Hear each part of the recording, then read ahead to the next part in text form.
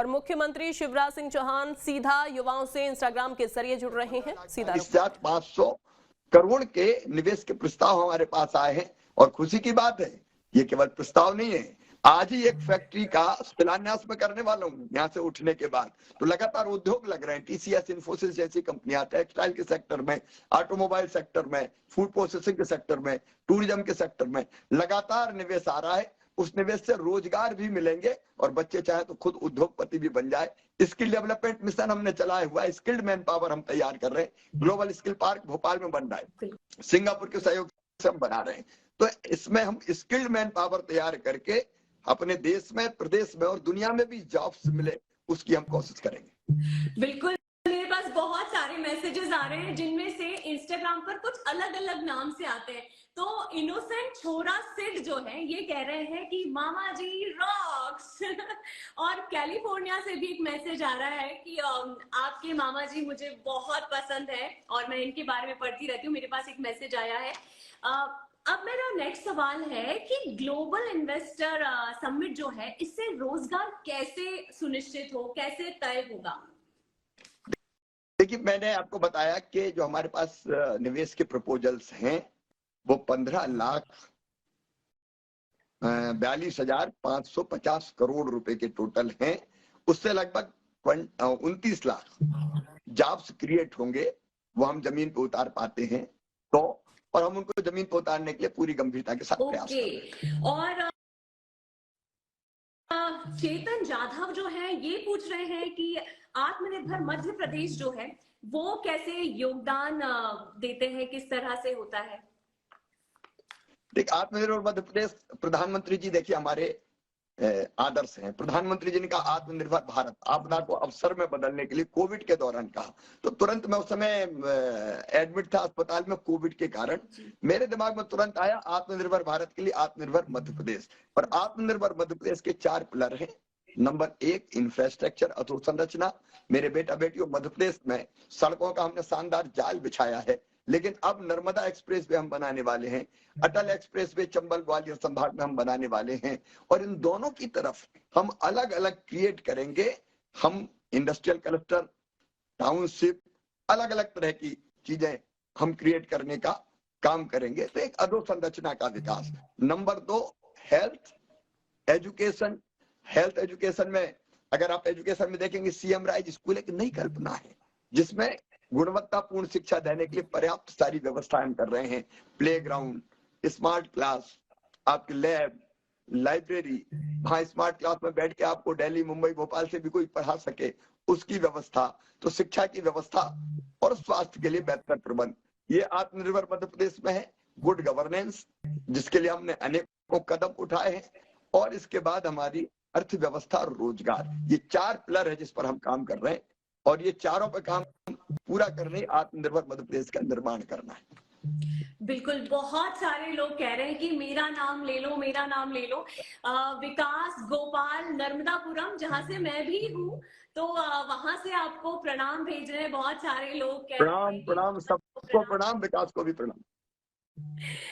मामा जी, एक और सवाल है, ये ना बड़ा मतलब फिल्मी सवाल है। एक नायक फिल्म थी जिसमें कॉन्सेप्ट था एक दिन के सीएम। तो रौनक दुबे पूछ रहे हैं कि मामा जी मुझे एक दिन का सीएम बना दो, ऐसा उनका कहना है। लेकिन मेरे फेवरेट सीएम तो आप ही हैं। बेटा, वो फिल्म थी, लेकिन उस फिल्म से हमको सीखना ये चाहिए कि हम एक दिन में भी चीजें बेटर कैसे कर सकते हैं। हालांकि हम जानते हैं कि फिल्म और वास्तविकता में जमीन और आसमान का अंतर होता है, लेकिन सीएम बनना तो एक दिन का काय के लिए बनना। बनो तो मेहनत करो, परमानेंट सीएम बनो, कोई भी बन सकते हैं, कोई दिक्कत की बात नहीं है। जो परिश्रम करता है लक्ष्य तय करके, वो लक्ष्य को प्राप्त करता है। तो बनना तो एक दिन के लिए क्या बनना, फिर राजनीतिक क्षेत्र में आओ, मेहनत करो, परिश्रम करो, आगे बढ़ो। मुझे लगता है कि एक दिन सफलता मिलेगी।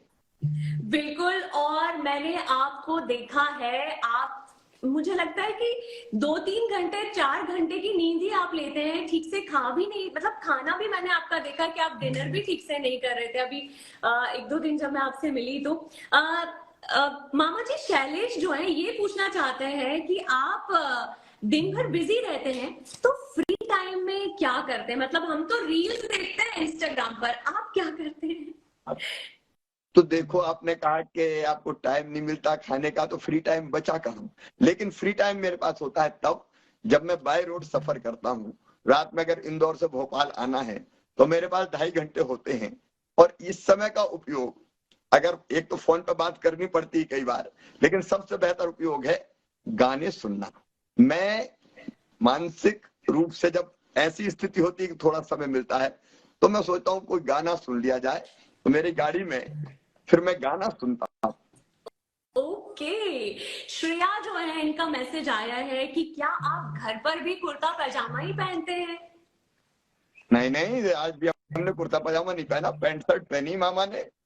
अक्सर बाहर जाते हैं तो कुर्ता पजामा पहनते हैं, लेकिन घर में तो कई बार कार्तिक कुणाल बेटों की तरह कई बार पैंट भी पहनते हैं, शर्ट भी पहनते हैं, टी शर्ट भी पहनते हैं, तो अलग अलग चीजें पहनते हैं। बिल्कुल।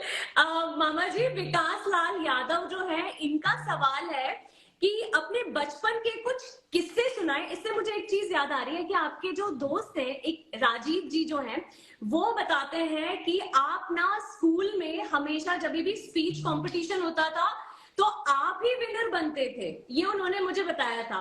बोलते हैं मैं भी अच्छा बोलता था, लेकिन विनर तो वही बनते थे, इतना अच्छा बोलते हैं। और अभी विकास लाल यादव जो है, वो आपके बचपन के कुछ किस्से जानना चाह रहे हैं। देखो, बचपन में मैंने किताब में पढ़ा कि भगवान को हमको प्राप्त करना है तो उनकी तपस्या करनी पड़ती उनके लिए। तो मैं ध्रुव और प्रहलाद की तरह भगवान की गोद में बैठना चाहता था। तो कई बार मैं बचपन में, अपने गांव के आसपास जंगल था, पहले खेत में भी घास के लिए जंगल होता था, वहां पेड़ भी होते थे, और नर्मदा जी के किनारे मेरा गांव है। वहां कई बार मैं बैठता था और पूजा करता था, और ये कोशिश करता था कि भगवान आ जाए और मुझे गोद में बैठा ले। ऐसे अनेकों किस्से हैं। हम लोग बचपन में गांव के खेल खेलते थे, उनमें से एक था आती पाती। आती पाती का मतलब यह है कि आप किसी पेड़ की पत्ती लेके आओ, और जो दो टीम होती थी, एक टीम छुपती थी तो पेड़ का पत्ता लाके आपको ढूंढना पड़ता था। अक्सर ये होता था कि गांव में ही जो पेड़ होते थे उनकी पाती लाने का बोलते थे। एक दिन हमको शरारत हुई थी, तो हमने सोचा ऐसा पेड़ देखो जो गांव में मिले ही नहीं, 2 किलोमीटर दूर जाना पड़े। तो हमने क्या दिया, आती पाती अचार की पाती। अब अचार का पेड़ 2 किलोमीटर दूर था, तो बच्चे गए अचार की पाती लाने, और हम लोग घरों में जाके सो गए। 2 किलोमीटर जाना और 2 किलोमीटर आना, उसी में शाम हो गई। बिल्कुल। मामा जी, प्रणव जो है, ये जानना चाहते हैं कि आपके रोल मॉडल जो है वो कौन है? जिनको मैंने पढ़ा और जिनसे मैंने सीखा, मैंने 2 चीज बताई, स्वामी विवेकानंद जी, गीता जी। और आज अगर मैं कहूं तो रियली मैं ये केवल कहने के लिए नहीं कह रहा, काम करने के लिए अगर मैं किसी की तरफ देखता हूं तो वो हमारे प्रधानमंत्री है श्री नरेंद्र मोदी। एक वैभवशाली, गौरवशाली, संपन्न, समृद्ध और शक्तिशाली भारत के निर्माण में उनने अपने आप को झोंक दिया है।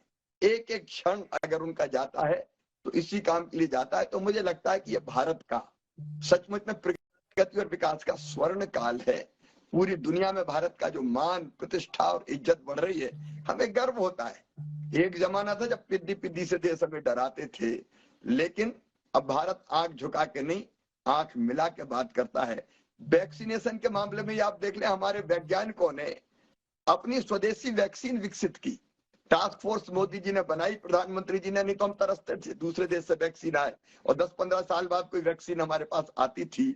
लेकिन कोविड आई, टास्क फोर्स बनी, वैक्सीन बन गई। केवल भारतीयों को नहीं, 200 करोड़ से ज्यादा भारतीयों को तो लगाई गई मोदी वैक्सीन, जिसके कारण जान बची। लेकिन दुनिया के 100 देशों से ज्यादा, 100 से ज्यादा देशों में भारत की वैक्सीन भेजी गई। हमने दुनिया के प्राण भी बचाए। बच्चे मेरे ये जानते हैं, भांजे भांजी, यूक्रेन और रूस के युद्ध के समय हमारे बच्चे फंस गए थे यूक्रेन में। तब प्रधानमंत्री ने रूस के राष्ट्रपति को भी और यूक्रेन के राष्ट्रपति को भी फोन किया कि भाई युद्ध रोक दो, भारत के बच्चे आ रहे हैं। तिरंगा झंडा लेके हमारे बच्चे निकले, तो रूस ने भी युद्ध रोक दिया और यूक्रेन ने भी युद्ध विराम कर दिया। हमारे बच्चे सुरक्षित निकल आए। केवल हमारे नहीं, हमारे बच्चों के पीछे बांग्लादेश जैसे देशों के बच्चे भी निकल आए। एक अद्भुत स्थिति आज भारत की है, और इसलिए आज अगर आप मुझे पूछ रहे हैं तो मैं साफ कहता हूं कि मोदी जी हमारी प्रेरणा है। बिल्कुल। और मामा जी, बहुत सारे मैसेजेस आ रहे हैं, उन्हें मैं जितना मेरे पास आ रही है चीजें, मैं जितना पढ़ पा रही हूँ, तो युवाओं से लगातार कनेक्ट हो रहे हैं और जितने भी इंस्टाग्राम पर जवाब आ रहे हैं, सवाल आ रहे हैं, उनका जवाब मुख्यमंत्री शिवराज सिंह चौहान एक एक करके देते जा रहे हैं। कुछ अपने जीवन से जुड़े हुए किस्से उन्होंने सुनाए हैं और जीवन जीने का मंत्र भी युवाओं को मुख्यमंत्री दे रहे हैं।